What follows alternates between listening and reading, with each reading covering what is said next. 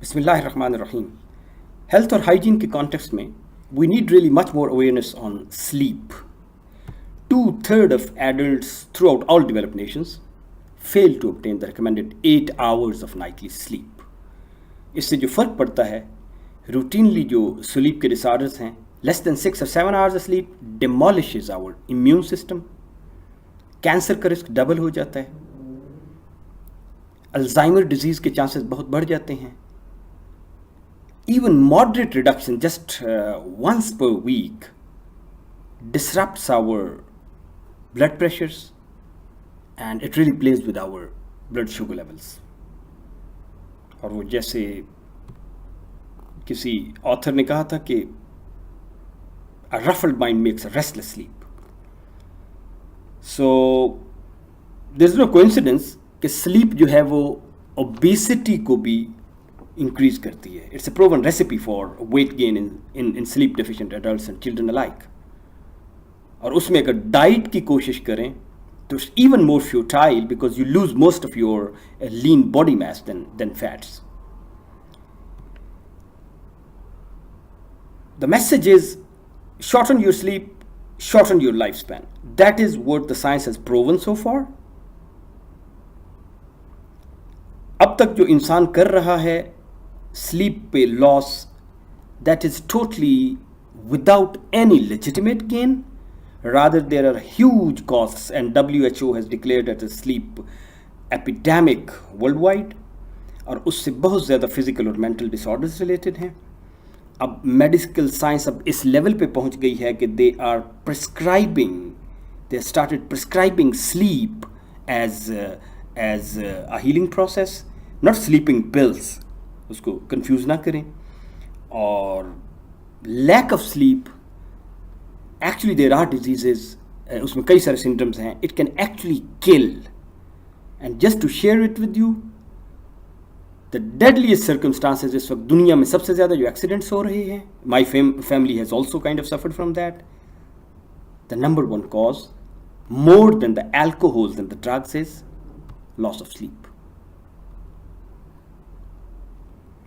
और अब तक जो साइंस इसमें करती रही है, सच्ची बात यह है कि science in last 20 years had treaded into this domain. Francis Crick, DNA वाले ने, सिगमंड फ्रॉइड ने, सब ने कोशिश की, but all in vain. It was too complex for that time to understand this. और अब हम इस लेवल पे आए हैं in last 2 decades that we have a reasonable good understanding which is now expanding. This body of knowledge is fast expanding. और otherwise बस ऐसे ही लगता है कि जैसे आप बच्चा पैदा हुआ, अब कहें कि जी इस बच्चे ने, अब इसको कुछ हो जाता है यार कुछ टाइम के बाद और ये तकरीबन कॉमा की स्टेट में चला जाता है, ऑलमोस्ट लाइक अ डेथ, और इसी तरह ये ज़िंदगी भर करेगा. We don't know anything about it, good luck. ये सिचुएशन थी. इस वजह से स्लीप पे कोई इस किस्म की रिसर्च अवेलेबल नहीं थी. और biology was actually failing to understand कि ये ईट, ड्रिंक और रिप्रोड्यूस का तो बात समझ आती है, लेकिन ये स्लीप वाली जो चीज़ है, इसमें स्लीप में ना बंदा फूड गैदर कर सकता है, ना सोशलाइज कर सकता है, ना रिप्रोड्यूस कर सकता है. तो it was the most puzzling thing in the biology. और हम अब उस लेवल पे पहुँचे हैं कि no, it was too complex. और इसके जो बेनिफिट्स हैं अब समझ आया कि they far outweigh even the rest of the things that we understand about eating and dieting. Sleep के बेनिफिट्स उनसे कहीं ज़्यादा हैं.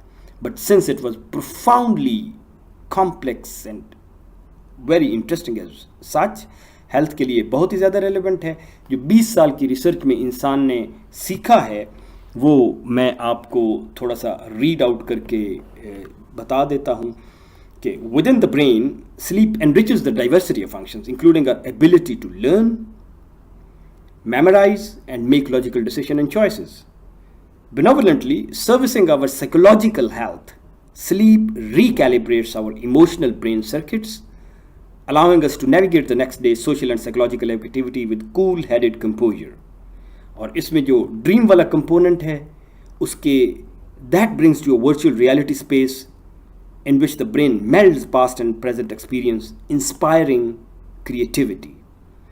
Sleep जो है वो हमारी malignancy को फाइट करती है, इन्फेक्शंस को प्रिवेंट करती है, सिकनेस को दूर करती है, बॉडी के मेटाबॉलिक स्टेट को ठीक करती है, and regulates our appetite, controls our body weight through healthy food selection rather than the rash impulsivity. और हमारे जो जिस्म का माइक्रोबायोम है, it hugely depends on the sleep. और कार्डियोवास्कुलर और ब्लड प्रेशर्स ये सारे स्लीप पे डिपेंड करते हैं।